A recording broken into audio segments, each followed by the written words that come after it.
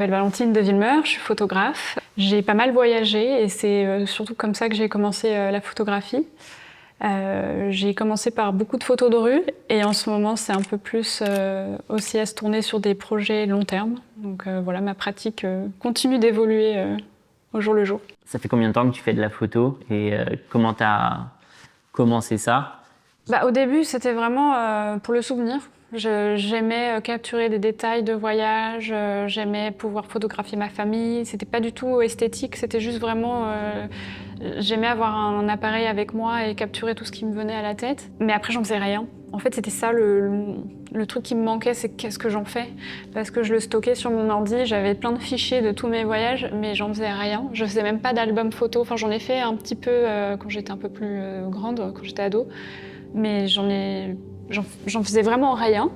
Et en fait, avec Instagram, petit à petit, je commençais à poster, mais j'étais pas vraiment satisfaite. Et c'est comme ça, du coup, que j'ai fait Speos. Le but, c'était de se professionnaliser le plus possible, d'avoir une pratique beaucoup plus avancée et structurée.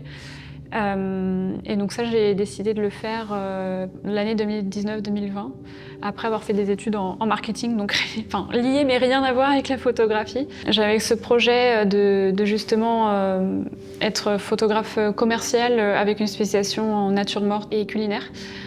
Et puis en fait, de fil en aiguille, je fais plus ça du tout, dont le Covid qui a pas mal joué là-dessus. Tu peux nous dire ton âge et à quel âge tu as commencé Speos? Donc là, j'ai 28 ans et j'avais 24 ans quand je l'ai fait. Est-ce que tu peux nous parler un peu de comment ça fonctionne? Alors déjà, moi, j'ai fait un cursus en 1 an parce que j'avais déjà un master et j'avais pas envie de retourner sur le banc de l'école pendant plusieurs années. Après, Speos propose des formations en 2 ans et en français et en anglais. Il faut savoir que moi, je l'ai fait en 1 an, donc je l'ai fait en anglais. Mais bon, pour moi, comme j'ai fait des études assez à l'international, c'était pas un problème. Mais voilà, pour ceux qui ne parlent pas anglais, il y a cette formation en français. Et donc moi, c'était 1 an. Et le but, c'était de reprendre toutes les bases, de repartir de zéro, et puis après se professionnaliser. Et à la fin de l'année, avoir un portfolio. Et donc les 6 premiers mois, c'était apprendre les bases de la photo. Donc c'était comment shooter au manuel, avec quel ISO, quelle ouverture, etc. Et à la fin de ces 6 mois, on devait choisir une spécialisation. Et donc moi, j'ai choisi studio de fait aussi parce que j'avais envie de perfectionner ma pratique de la lumière, parce qu'au final, la photo de rue, j'en faisais tout le temps à côté. Je venais toujours en cours avec un petit appareil, plus j'avais un gros Canon à l'époque, donc je venais avec ces 2 appareils en cours. Donc je m'étais un peu dit, voilà, la photo de rue, je le fais déjà pendant mon temps libre, donc autant essayer de se professionnaliser et se spécifier dans le travail de la lumière. Et le but après, c'était de faire un portfolio pour pouvoir à la fin de l'année le présenter et potentiellement avoir de quoi montrer à des futurs clients en fait. Et c'était ça tout l'enjeu, avec évidemment des pratiques plus avancées de comment utiliser Photoshop. Et là, il y avait aussi un cours sur la vidéo. Normalement, c'est en présentiel, mais moi, c'était pendant l'année Covid, malheureusement. Okay, donc, il y a eu des cours en distanciel, par exemple Photoshop, ça a été devenu un truc en distanciel, mais ça va, c'était faisable. On a aussi eu des cours, on va dire plus théoriques, mais en fait, c'est tout aussi intéressant. En fait, c'était soit des anciens élèves de Speos, mais qui sont professionnels dans le milieu de la photo, ou d'autres intervenants qui sont autour de la photographie, par exemple des maisons d'édition ou des trucs comme ça, qui venaient à Speos et qui discutaient de leur boulot. Et c'était ça aussi que j'ai beaucoup aimé, c'était le fait de pas devoir se dire « Ok, avec cette formation, je dois être photographe ». Et en fait, il y en a de mon année qui sont photographes et il y en a qui sont pas photographes en tant que tels, mais qui travaillent dans le monde. L'image, quoi. Exactement. Et donc ça, c'était aussi intéressant de voir ce qu'il y a autour. Tu travailles dans la photo maintenant, tu vis de ça ou tu vis d'autres choses ou tu... Non, je vis d'autres choses. Aujourd'hui, je travaille dans le marketing et j'ai fait ce choix, en tout cas pour le moment, de pas vivre de la photo parce que c'est compliqué. Enfin, je veux dire, c'est un vrai challenge, chercher les clients, etc. Après, moi, ce que j'aime dans la photo, dans la pratique que j'ai aujourd'hui, c'est de justement choisir ce qui me plaît. Enfin, je veux dire, être là aujourd'hui, c'est un choix, c'est une expérience, c'est une opportunité. Et j'ai pas ce stress de me dire, ok, mais faut que je gagne de l'argent et si j'ai pas d'argent, bah, je vais pas pouvoir payer mon loyer ou mettre à manger sur la table. Enfin, c'est le côté pas stressant de la photo que j'aime bien. Et pour l'instant, c'est quelque chose qui me convient très bien. Pour revenir sur toi, ta pratique de la photo, je sais que ça a été un gros truc de shooter à l'argentique. Tu dis que tu as shooté toute ta vie. À quel moment tu as shooté à l'argentique et pourquoi tu as choisi ce médium-là?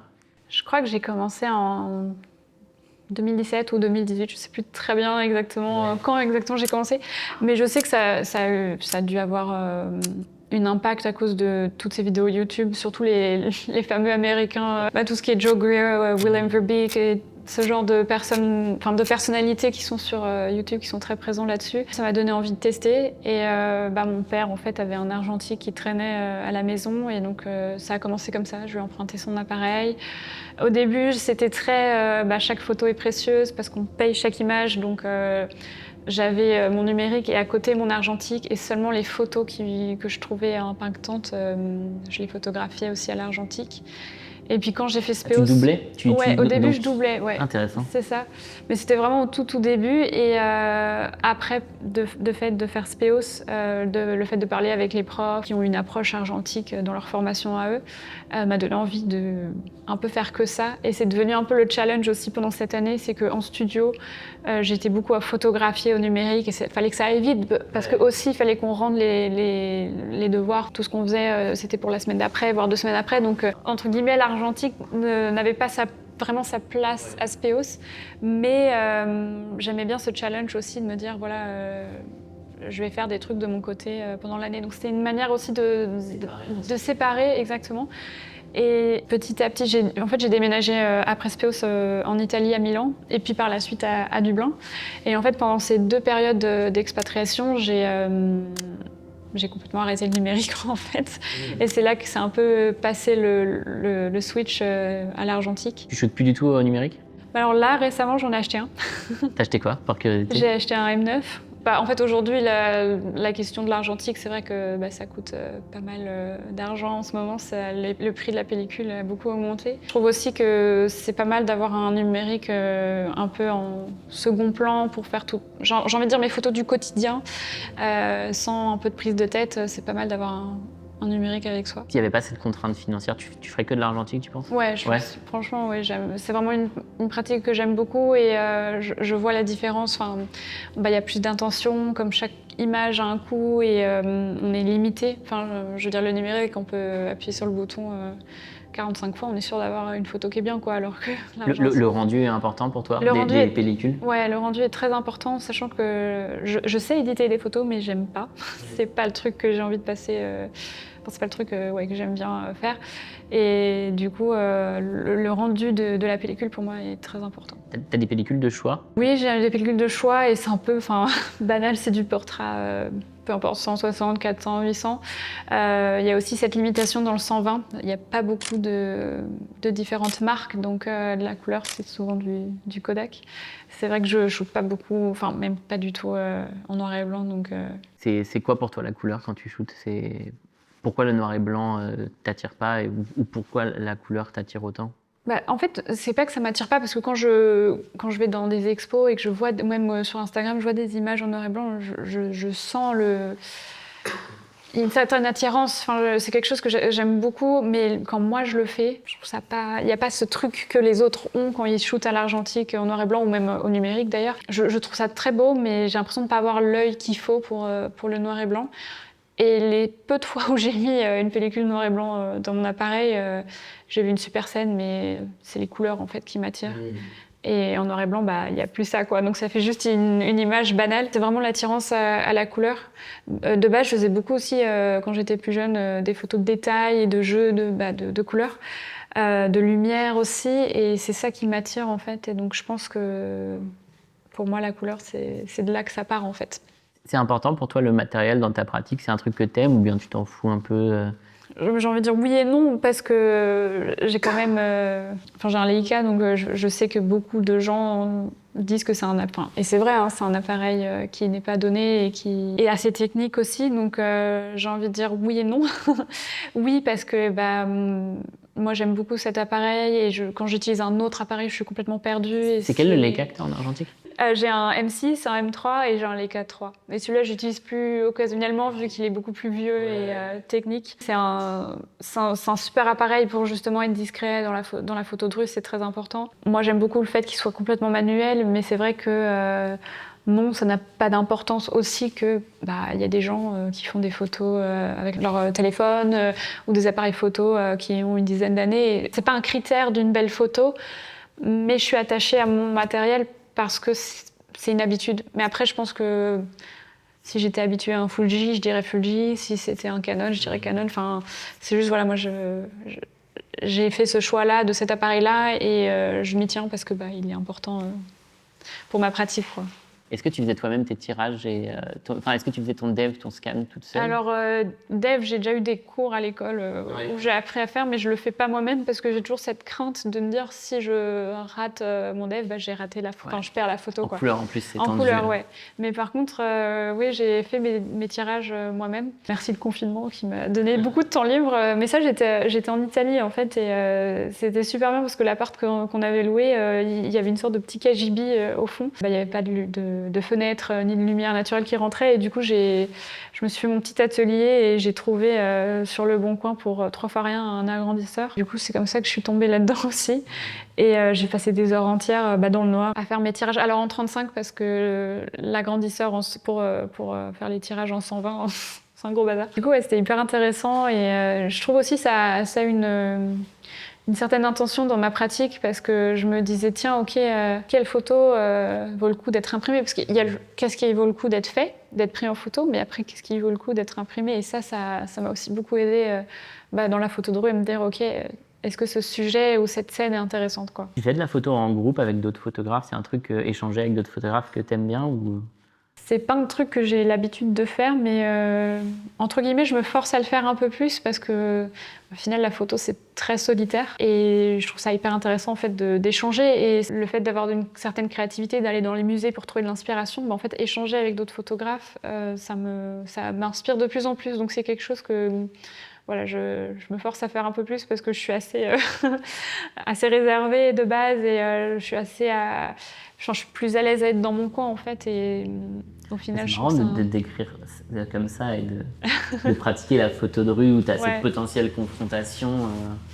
Oui, mais c'est potentiel, c'est pas à chaque fois. Ça t'arrive pas souvent? Non, en vrai, après je pense que je me suis bien rodée à trouver des excuses, je parle en anglais, Ah, tu fais des trucs comme ça? Ouais. Trop drôle. Ou juste je fais ah pardon, désolée, et puis je m'en vais. Au début, je passais beaucoup par ce genre d'esquive et maintenant j'essaye de me dire... Ce qui marche très bien aussi, j'ai trouvé, c'est de donner un compliment. Par exemple, je fais ah t'as un joli chapeau ou vous avez un très beau sourire et puis en fait ça passe beaucoup mieux que juste rien dire et c'est se caché, marrer. ouais, C'est ça. Et donc, mais justement, et de fait, je trouve que ça a beaucoup aidé la photo à ma timidité. J'étais beaucoup plus réservée avant et maintenant, le fait d'avoir eu un peu de confrontation ou pareil, de me dire tiens, je peux te prendre en portrait et du coup discuter avec la personne fait que je me sens plus à l'aise dans ma pratique, mais aussi en tant que personne et ça aide en tout cas, voilà. Autant la photo de rue, je connais des gens timides, autant le portrait, le travail de portrait, c'est souvent des gens qui sont... Petit à petit. Après, il y a des moments où ma timidité ressort beaucoup plus. Je pense que aussi ça dépend de qui est en face de moi, ce que le moment dégage. Je pense que ça... Voilà. En vrai, si je devais me mettre sur une ligne entre extraverti et introverti, au début j'étais peut-être là et maintenant je suis un peu plus au milieu et je pense que ça va aussi avec l'âge, avec les expériences pro, etc. Mais ouais, de base je suis plutôt assez réservée et pour moi la photo ça m'a beaucoup délié, il m'a permis de C'est trop bien, m'ouvrir. C'est trop un truc qu'on va mettre en avant, essayer de donner envie aux gens, de démocratiser le truc. Tu vois, qu'est-ce que tu donnerais comme conseil aux gens qui commencent ou qui ont envie de commencer, qui ont un peu peur justement de la confrontation, du regard des autres? Faites de la photo de rue, c'est génial. Au début, franchement, mes photos que je faisais au début, c'était vraiment pas joli, mais j'étais trop loin. Et en fait, le fait d'avoir un objectif 35, voire même 28, t'es obligé de foncer dans les gens et physiquement, tu dois te rapprocher. Donc en fait, le fait de physiquement devoir avancer et d'aller vers les autres, fait que t'es obligé de leur parler. Enfin, pas obligé, mais t'es beaucoup plus à parler et à échanger. Et c'est aussi ça que...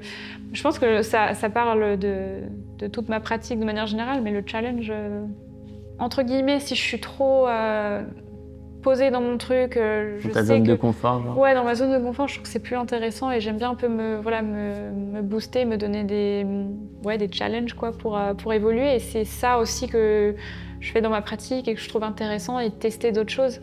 Je pense qu'il y a une partie de tout ça qui ressort, c'est j'aime pas trop ce qui est redondant. Et en fait, là, c'est se remettre en question, quoi. Ça a joué sur ma timidité. Enfin, c'est la première fois que je fais un truc vidéo comme ça. C'est quoi tes influences en photo? Est-ce que tu lis des livres photos?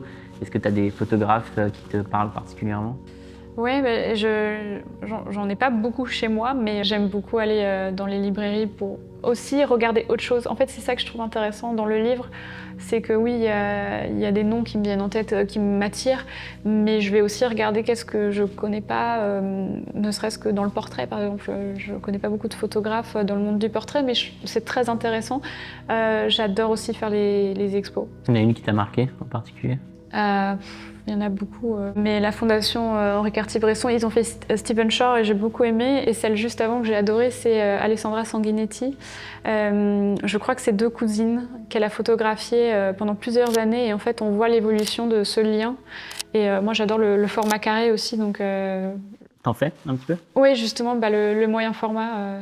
Tu le fais en 6:6, ouais. En 6:6, ouais. C'est un peu la restriction que je me suis mise, mais j'aime beaucoup. Ça a l'air d'être important pour toi de travailler avec des limitations, avec des contraintes. Ouais. Ça t'inspire un petit peu, ouais? Je trouve que c'est comme ça qu'on garde les choses intéressantes, justement. Si on s'autorise, enfin, c'est de nouveau très personnel, mais si on s'autorise tout, entre guillemets, c'est trop facile. Et moi, j'aime bien avoir des petits challenges ça me permet de me motiver, de chercher un but. Après, parfois, ça mène à rien. Et parfois, ça mène à des super beaux projets, quoi. C'est quoi tes influences hors photo? Parce que je t'ai demandé les livres photos ou les expos que tu aimais bien. Est-ce que tu as d'autres pratiques artistiques qui t'inspirent, d'autres artistes qui t'inspirent? Ouais, j'adore l'art de manière générale. Il y a à peine 2 jours, je crois, je suis allée, ou 3, je suis allée voir une expo de Auguste Herbin, qui est un peintre, du coup, et il fait beaucoup de formes géométriques, toujours de la couleur. Il y a une vraie influence de couleur dans mon travail. Mais ouais, sinon, j'adore aller au Centre Pompidou ou ailleurs. Enfin, je veux dire, je trouve que justement, se challenger d'aller voir autre chose que de la photo, ça nourrit autrement, en fait. Il y a sûrement des inspirations, par exemple de la peinture, qui m'inspirent après dans la photo. C'est lié. Et puis, même moi, récemment, je me suis mis à l'aquarelle, alors que bon... Ce que j'allais te demander, tu as d'autres pratiques artistiques, ouais, du c'est coup. ça. Donc, je fais ça. Et pour le coup, je peins pas du tout des gens. Pour le moment, ma passion, c'est de peindre les bâtiments. Donc, c'est pas du tout... C'est marrant, ouais, pas du tout lié. J'ai jamais fait d'études d'architecture, même de dessin. Hein. Je me suis dit, tiens, c'est rigolo. Je suis tombée sur un truc comme ça par hasard et j'ai acheté une palette et un carnet. Et de temps en temps, je fais des trucs, quoi. Donc, il y a un vrai côté artistique, je pense. C'était présent dans ta famille? Tes parents, ils étaient... Pas du tout. Mais mes parents adorent le design. Je pense que grâce à eux, j'ai on va dire une certaine... touche, sensibilité. Et de fait, mon père faisait de la photo, mais de manière complètement amateur. Après, bon, il avait une pratique argentique, mais parce qu'il y avait que ça, et il faisait ses tirages aussi. Mais pareil, je pense que il était passionné. Aujourd'hui, il en fait moins, mais ça part d'une passion, mais ils sont pas du tout dans un milieu créatif. Enfin, c'est pas du tout quelque chose qu'ils exercent aujourd'hui. Et non, sinon j'ai aussi grandi avec une grand-mère qui m'emmenait beaucoup au musée, donc je pense que de base j'ai cette sensibilité-là. Et c'est pour ça que les expos, pour moi, c'est une vraie source d'inspiration. Et quand je sais pas quoi faire ou je suis pas motivée, j'ai pas d'inspi, je vais dans un musée, ça va beaucoup mieux. Pour parler de photos de rue et de tes influences, est-ce que tu avais conscience de faire de la photo de rue au début quand tu faisais de la photo? Est-ce que tu avais mis un nom sur ta pratique tout de suite? Pas du tout. En fait, comme ça a commencé avec les photos de voyage, au début, je m'étais dit, tiens, c'est les photos de voyage que je fais. Sauf qu'en fait, j'avais très peu de photos de monuments ou de détails, je sais pas. C'était vraiment l'attirance à la personne et aux détails et de nouveau à la couleur. Et petit à petit, je me suis dit, tiens, il y a peut-être un truc. Et c'est vrai qu'en allant sur Instagram et autres réseaux sociaux, je me suis dit, tiens, en fait, cette pratique, les autres le font et eux, ils appellent ça la photo de rue. Donc, je fais de la photo de rue. Après, j'aime pas trop mettre des cases, des labels sur ce que je fais parce que je fais aussi des projets très différents. J'ai fait un projet sur les foires de chevaux en Irlande et il y a beaucoup plus de portraits, c'est beaucoup plus posé. Enfin, Tu peux nous en parler en détail de ce projet-là, du coup? Comment c'est ouais, bien arrivé sûr. Bah, du coup, c'était lors de mon expatriation en Irlande. J'ai habité à Dublin pendant 1 an et demi. Et d'ailleurs, j'ai eu beaucoup de mal là-bas parce que j'étais très axée photo de rue de base. C'était un peu désert. Et c'est un peu désert. Il y avait beaucoup de moutons, plus que d'humains. Ou Dublin, enfin après, Dublin est une très belle ville en tant que touriste ou au quotidien, mais en tant que photographe, moi, j'ai pas du tout accroché avec cette ville, j'ai eu beaucoup de mal. Et en fait, je me suis dit, bon, bah, de toute façon, tu trouveras pas de la photo de rue, il faut que tu trouves autre chose. J'ai aussi une approche très différente, c'est que j'ai pris un moyen format quand je suis allée faire ces projets. Et de fait, c'est beaucoup plus limitant, de fait que déjà, c'est plus lourd. Il y a moins de photos, moi je peux en faire que 12, alors qu'avec un argentique, on en fait 36. De 35 mm, on en fait 36. Et en fait, ça m'a permis, oui, de complètement changer comment je voyais cette ville et ce pays et mon approche. En fait, de fil en aiguille, j'ai rencontré pas mal de gens. Et quelqu'un m'avait parlé des foires aux chevaux, qui est une vraie tradition en Irlande. Et il y a un petit village au fin fond de l'Irlande qui s'appelle Ballinasloe. Je ne sais pas si je le prononce bien, mais tous les ans, en fait, il y a une foire aux chevaux. Mais c'est vraiment un truc, mais on se croirait avoir voyagé dans le temps, quoi, parce qu'il y a des gens qui sont encore à acheter des chevaux. Donc, on voit des chevaux courir partout, ils font des tours, des sauts, on regarde tout, on inspecte tout. Il y a d'autres gens comme moi qui sont plus à être là pour le plaisir. Il y a pas mal de photographes quand même. Et puis, oui, il y a des gens qui sont juste là parce que c'est leur quotidien. Mais on a vraiment l'impression d'avoir voyagé dans le temps. C'est une pratique qui est très liée en fait aux Irish Travelers, donc les nomades irlandais. C'est quelque chose qui m'a assez attirée, donc j'ai commencé à faire ce projet-là. Et du coup, tu as commencé à prendre des photos. Est-ce que tu avais déjà en tête l'idée d'amener ça sur le papier? C'est venu après? Pas du tout, c'est venu après. En fait, j'étais super contente. J'ai eu une expérience d'exposition à Bordeaux avec une association qui s'appelle C'est dans la boîte. Et ils ont beaucoup aimé mon projet, et donc j'ai fait... c'était une exposition de groupe, hein, mais... Tu voyais ça déjà comme un projet quand tu le shootais? Tu te dis, ah là, c'est mon projet sur les... Ah, je sentais qu'il y avait un truc, ouais. Après, j'avais pas beaucoup d'images. En fait, ce qui était rigolo, peut-être pas, mais j'ai eu beaucoup de mal, du coup, comme je disais, à trouver un sujet à Dublin. Les 6 derniers mois, en fait, de ma vie irlandaise, on va dire, c'est là que j'ai trouvé ce projet. Et je sentais qu'il me manquait des petits trucs. Et il y avait une autre foire qui était dans Dublin, donc qui était beaucoup moins loin. Et là, j'ai pu un peu peaufiner et rajouter quelques images.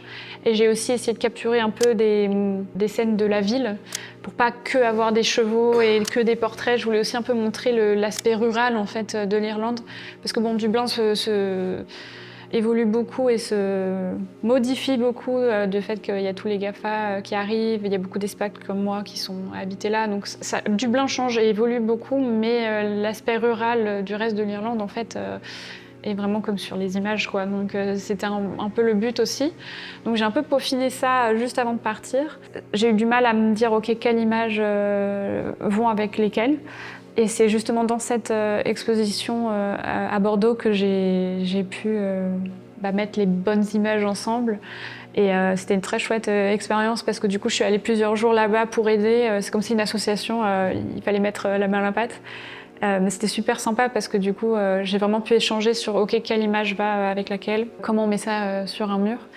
Et c'est là que je me suis dit ça pourrait aller dans un zine, enfin dans un livre. J'ai eu beaucoup en fait de feedback des gens qui sont venus. Il y a eu énormément de monde qui sont venus à cette expo et beaucoup de gens sont venus me voir en disant que c'était vraiment une très chouette série. Et alors que moi, j'avais juste envoyé ça comme ça en me disant voilà, c'est le dernier truc que j'ai fait, pourquoi pas.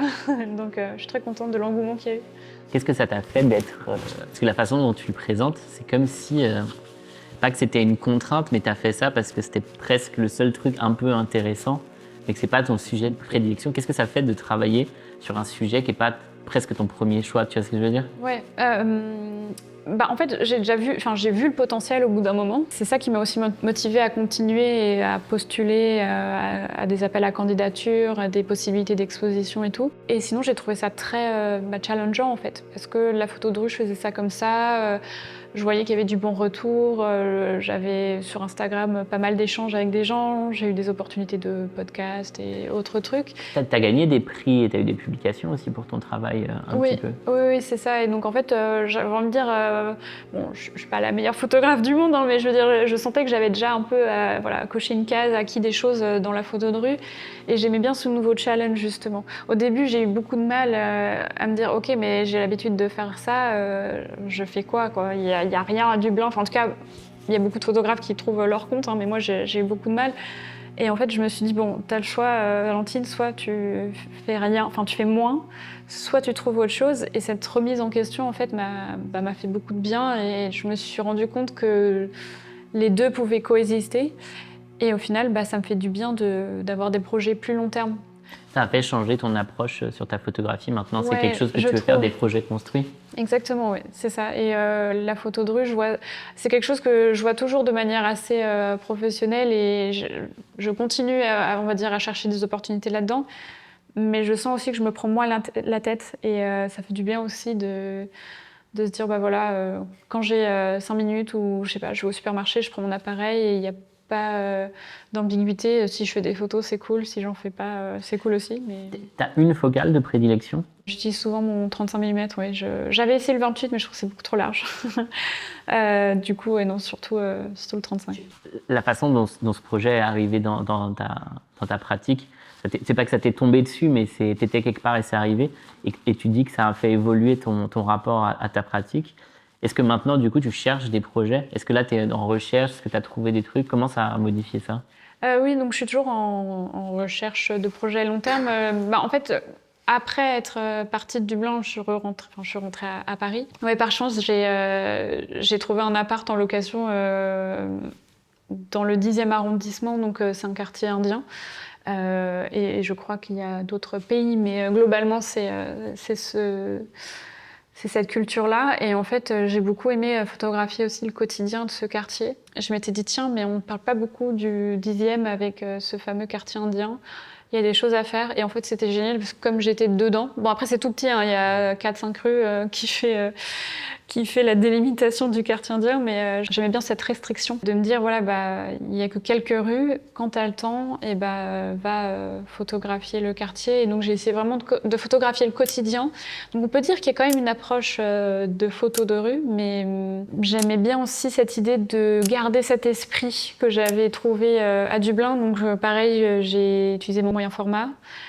J'ai essayé de faire plus de portraits. Alors, ils sont très discrets, les gens que j'ai photographiés dans le quartier. Ils se laissaient pas facilement photographier, mais j'ai essayé quand même de faire des portraits, avoir un maximum d'échanges. Et puis, il y a surtout la fête de Ganesh aussi, qui est très populaire, mais j'essayais pareil de un peu implémenter des images que j'ai prises de cet événement dans le quotidien du quartier, parce qu'au final, pour eux, c'est leur quotidien aussi.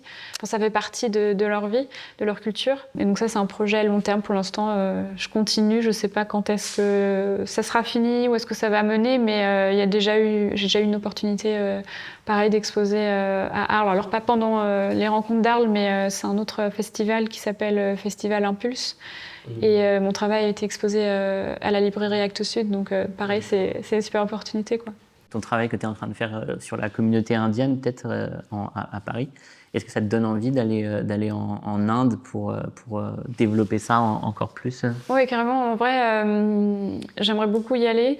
Et j'aimerais beaucoup avoir une sorte de comparaison. Enfin, je sais que c'est pas vraiment comparable Paris versus l'Inde. En tout cas, je sais pas si ça se voit dans mes photos, mais les photos que je fais dans le quartier indien, j'essaye de pas montrer Paris en fait. C'est clair qu'un Parisien qui habite dans le quartier, il va reconnaître les trucs, mais mon but, c'est vraiment de montrer la culture indienne, la culture, on va dire, de leur vie de tous les jours. Et l'idéal, ça serait de faire ce projet-là, de continuer ce projet-là en Inde et faire la même chose et un peu voir qu'est-ce qui ressort. Et ça serait trop cool, de pouvoir, sous forme d'expo ou de livre, de montrer ça, mais sans montrer les villes, quoi. C'est sûr qu'on devinera parce que je suis jamais allée en Inde, mais j'imagine que c'est très très différent. Après, le but, ça serait vraiment de brouiller un peu les pistes et de montrer les deux aspects sans faire un point fixe sur les différentes villes, quoi. Est-ce que c'est quoi ton point de vue sur le fait en tant que photographe, de représenter, de prendre en photo des cultures qui nous appartiennent pas, tu vois, est-ce que tu as déjà réfléchi à ça et c'est quoi ton avis là-dessus? J'ai jamais vraiment réfléchi en profondeur. Après, mon but, c'est clairement pas d'afficher cette culture ou dire tiens, voici les différences. Mon but, c'est plus moi, voilà, j'ai atterri là par chance, j'ai trouvé un appart et en fait, je pense que de nouveau, on revient toujours à la couleur, mais c'est ça qui m'a attirée de base dans ce projet parce que c'est un quartier qui est très coloré et puis bon, après l'hiver, il fait pas souvent beau, mais je suis arrivée quand il commençait à faire beau au printemps. Et donc, en fait, pareil, les jeux de lumière. En fait, c'est vraiment de base ça qui m'a attirée là-dedans. Et mon but, c'est pas du tout de rentrer dans un cliché, mais plus de montrer, voilà. Je pense que c'est un quotidien comme un autre. C'est aussi mon quotidien. Enfin, depuis j'ai déménagé, mais quand j'étais là. Dès que je sortais, en fait, j'étais dedans. Et c'était un peu ce mix de, voilà, j'ai envie de montrer ce quotidien qui est le leur et qui est le mien aussi, sans, en tout cas, j'espère, de clichés et d'arrière-pensée, quoi. C'est vraiment le but est de montrer un truc qui est plaisant, quoi. Tu as parlé vite fait, tu as dit que les personnes de ce quartier-là ne se laissaient pas facilement approcher. C'est quoi, toi, ton rapport à la photo de rue, d'aller vers les autres, de prendre des photos Un vrai challenge. Je suis plutôt introvertie, j'aime pas trop voilà, déranger. Je pense que c'est pour ça d'ailleurs que la photo de rue m'a attirée de base, parce qu'en soi, j'embêtais personne, les gens m'embêtaient pas, chacun passait sa route. Mais j'aime beaucoup ce challenge-là, justement, de parler aux gens, d'échanger. Parfois, ça menait à rien, mais parfois, il y avait des très beaux échanges. Ça m'est arrivé de discuter avec des gens et j'ai même pas pris leur portrait, mais juste le fait d'avoir échangé avec eux, je passais un bon moment et je sens aussi que ça a un peu un impact sur ma photographie. Et j'aime bien, en fait, un peu sortir de ma zone de confort via la photo, quoi. Ça permet je trouve en tout cas, de garder ça intéressant, quoi. Quelle part ça a, le fait d'être une femme quand tu fais de la photo de rue? Est-ce que tu t'es déjà questionné là-dessus, sur l'approche des autres par rapport à ça, la place des femmes photographes dans l'espace public et comment elles se rapproprient un espace qui est dans la majorité, enfin très souvent hostile aux femmes? Est-ce que toi, c'est quelque chose qui t'impacte dans ta pratique? J'ai eu de la chance parce que j'ai jamais eu de côté négatif pour le moment. J'espère que ça arrivera pas. Mais j'ai eu personne, je veux dire, qui m'a dénigrée ou quoi que ce soit parce que j'étais une femme. Après, je sens que c'est un milieu qui est quand même très masculin. Mais globalement, c'est plus de la curiosité. Et au contraire, je pense que de plus en plus, les hommes photographes, en tout cas que je connais, sont à soutenir la photo de rue faite par les femmes.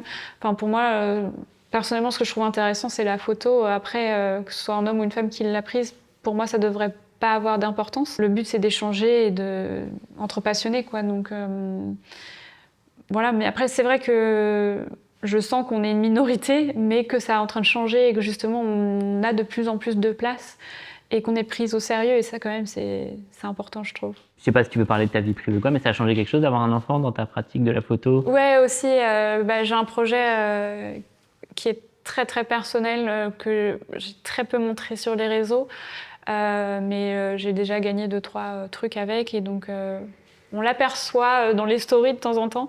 Mais oui, en fait, j'ai fait une PMA et j'ai un peu documenté ce parcours-là. Et donc c'est une approche pareille. C'est un événement qui m'est tombé dessus et j'ai pas du tout prévu de photographier. Et au début, c'était un peu en exutoire et même on peut dire une sorte de journal intime de mon quotidien.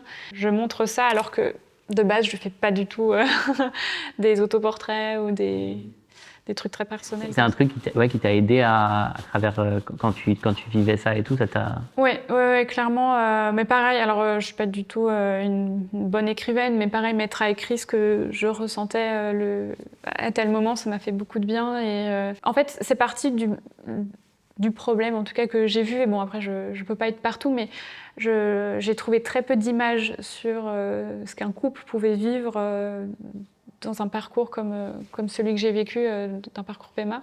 Et du coup, j'ai documenté ça parce que, en fait, je me sentais paumée. Ce que je disais, ouais, c'est qu'on entend beaucoup de podcasts maintenant. C'est trop bien parce qu'on lève un peu la parole dessus. Mais visuellement, en tout cas, je me suis pas retrouvée. J'ai lu des livres, j'ai écouté des podcasts. Il y avait même des articles, des revues qui spécialisent là-dedans, qui en parlaient. Mais visuellement, j'en ai pas vu beaucoup et moi je me suis dit ok, mais concrètement qu'est-ce qui se passe? Le médecin quand il t'explique alors tu vas te piquer le soir à la même heure, prendre tel truc, tel machin. Enfin moi je suis sortie de là mais en pleurs et j'ai dit à mon mari mais on va jamais y arriver, c'est mort, je serai jamais maman. Alors que si, maintenant j'ai une petite fille donc tout est bien qui a bien fini. Mais ouais, pour moi c'était déjà c'est dur de se dire quand on veut un enfant on va devoir passer par un parcours si compliqué. Et puis, ouais, je pense que concrètement, j'avais besoin de ce mode d'emploi, mais ce mode d'emploi visuel, de fait d'être photographe, ouais, j'avais besoin de ça. Et donc, du coup, je me suis dit, je vais le faire, vu qu'il n'y a pas ça, je vais le faire pour moi. Et puis, j'aimerais beaucoup en faire un projet et le montrer à d'autres personnes parce que je pense que ça peut aider beaucoup de gens qui vivent ça, même si c'est pas spécialement pour un problème génétique, hein, de base. Même si c'est un problème de fertilité, on passe par la PMA, donc globalement ça peut toucher beaucoup de monde. Et c'est vrai qu'il y a une vraie mise à nu. Enfin, je veux dire, moi j'ai posé devant la caméra, j'ai fait beaucoup d'autoportraits, même mon mari a joué le jeu alors qu'il n'est pas du tout fan d'être pris en photo. Donc voilà, c'est vraiment, j'ai envie de dire, un travail à deux. Et moi ça m'a beaucoup aidée et j'espère pouvoir aider d'autres couples qui vivent ça.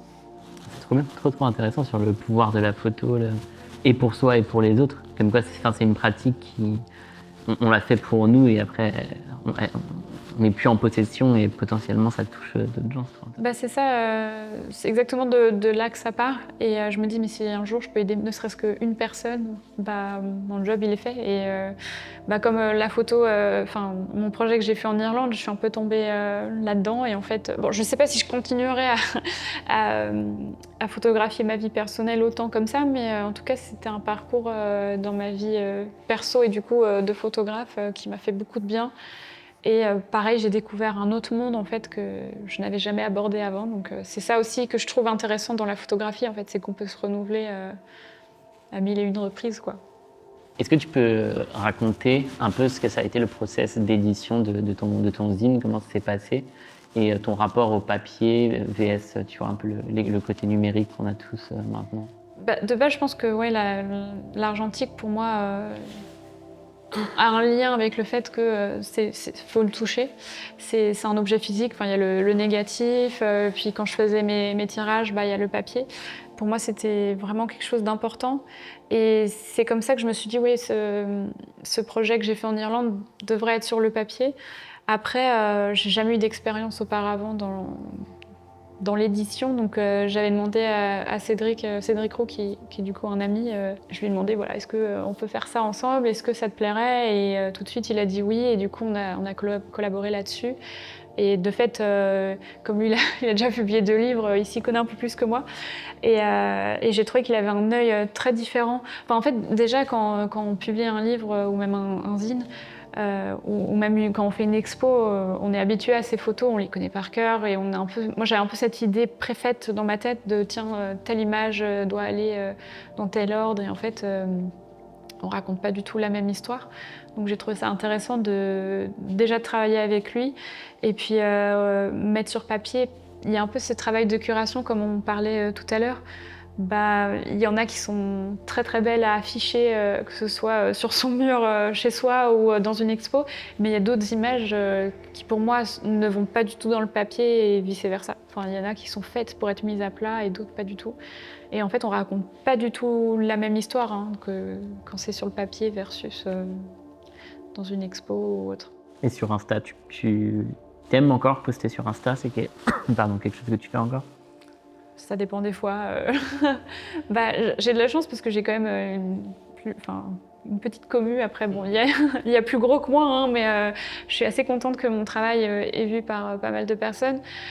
Après, aujourd'hui, en fait, c'est un peu le serpent qui se mord la queue. Je poste moins parce que, comme j'ai plus de projets à long terme, je veux garder les images un peu pour moi, donc je poste moins. Et en même temps, quand je poste, il y a beaucoup moins d'interactions et je trouve qu'aujourd'hui, je sais pas si c'est l'algorithme ou quoi, ou le fait que je sois pas moins présente en tout cas, il y a beaucoup moins d'échanges, il y a beaucoup moins de vie et je trouve que c'est à double tranchant quoi.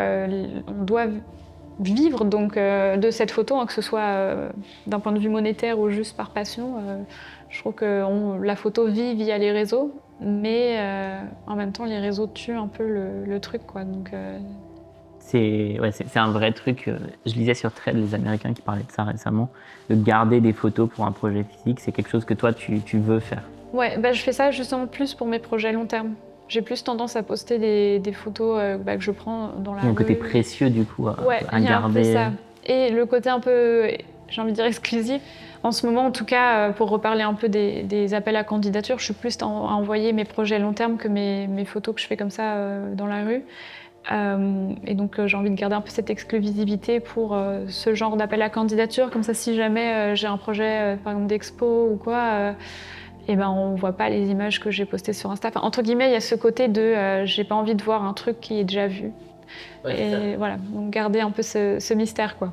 Est-ce que tu peux parler un peu des concours de manière générale, des prix? Pourquoi toi tu fais ça? Comment ça se passe? Je pense que ça part de ma problématique que j'avais vraiment au tout début quand j'étais jeune, c'est-à-dire qu'est-ce que je fais de mes photos. Et je pense que, comme beaucoup de photographes, on est dans cette optique de se dire la photo c'est fait pour être vue, pour être montrée, pour peut-être être chamboulé, faire questionner, pour échanger aussi. Je pense que ça ouvre à pas mal de discussions. Donc je suis partie de ça. Je pense qu'au début, il y avait aussi cette envie de me prouver que ma photo était bien. C'est même sûr, au début, quand j'ai gagné mes premiers prix, je me disais non mais je suis nulle, pourquoi ils m'ont choisie? Et au final, ça permettait de... Moi, en tout cas, au début, ça m'a permis de m'ancrer dans ce rôle de photographe et de me dire, ce que tu fais, ça tient la route, quoi. Et puis maintenant, je trouve que c'est vraiment plus pour échanger et montrer ce travail. Enfin, il y a zéro ambition d'être une grande photographe, mais je trouve que pour moi, la photo est faite pour être vue, quoi. Donc si ça peut permettre à d'autres ne serait-ce que de s'émerveiller devant quelque chose, se dire tiens moi aussi j'ai envie de faire de la photo ou autre d'ailleurs, mais je trouve que c'est ça la motivation en tout cas. Est-ce que tu es déjà parti en voyage juste pour prendre des photos? Avec un projet en tête, une idée? J'avais fait une résidence artistique à Naples. Donc mais toute seule, non, jamais. C'est quelque chose que tu aimerais faire, voyager pour faire des photos, Ouais, j'aimerais beaucoup et en même temps, j'aime beaucoup voyager avec quelqu'un pour partager les moments, donc toute seule. Enfin, c'est un peu le challenge que j'ai eu quand j'ai fait cette résidence. Alors c'était 2 semaines, donc c'était relativement court en soi, mais très vite je me suis sentie seule en fait. Et moi le voyage, j'aime beaucoup le partager.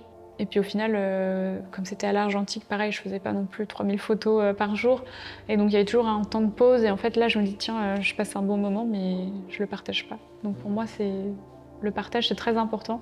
Et j'ai d'ailleurs j'ai appliqué une résidence au Japon pour octobre de l'année prochaine. Là, je partirai 1 mois et j'ai demandé direct est-ce que je peux venir avec ma famille. Ils m'ont dit oui. Donc je suis très contente parce que je vais pouvoir faire photo et partager aussi des moments avec eux. Ça a changé aussi ton rapport sur le monde de sortir pour prendre des photos, de voir le monde à travers, à travers la création. Comment ça a modifié ton rapport aux autres et au monde? Je sais pas vraiment. Juste, je sors, je fais des photos. Je suis plus à remarquer des choses, je vais faire attention aux détails. Je lâche prise aussi. Au début, j'étais très fort dans mince, j'ai raté une scène, je suis dégoûtée. Et en fait, maintenant, je me dis voilà, il y en aura d'autres. Ouais, il y en aura d'autres. Je relativise plus. Et oui, aux autres, c'est indirect, mais c'est pas en faisant de la photo, mais c'est en discutant de la photo. J'aime beaucoup partager avec les gens. Et c'est vrai que pour ça, les réseaux sociaux, c'est trop bien, quoi. Ça permet de découvrir d'autres personnes, d'autres styles et d'échanger, quoi. Juste pour finir sur ça, que je trouve ça intéressant. J'ai l'impression, et pour en avoir discuté avec d'autres photographes, c'est un truc qui ressort, que maintenant, pour qu'on regarde ces photos, il faut aussi parler de soi. Oui. C'est quelque chose que tu as remarqué aussi, ouais. Oui, j'ai remarqué beaucoup et je pense que c'est pour ça que de nouveau je sors de ma zone de confort et je viens faire ce genre de choses. C'est vrai que j'aime pas trop montrer ma vie personnelle, mais par exemple pour le dernier projet que j'ai fait sur la PMA, je suis obligée de me mettre un peu en avant. Mais c'est un peu, ouais, c'est difficile parce que qu'est-ce qu'on montre, qu'est-ce qu'on montre pas, qu'est-ce qu'on dit pas, et en fait, tout est lié. Enfin, ma vie perso rentre dans ma vie de photographe et ma vie de photographe rentre dans ma vie perso. Donc c'est clair que ça se mélange. Après, j'essaye quand même de mettre des limites. Enfin, j'ai pas envie de me montrer moi. Enfin, en fait, j'ai envie que mon travail parle, pas que moi, en tant que personne, prenne le dessus. C'est ça que. Enfin, il n'y a pas d'ambiguïté et il n'y a pas de. Oui, c'est pas par. Je sais pas comment le dire, mais.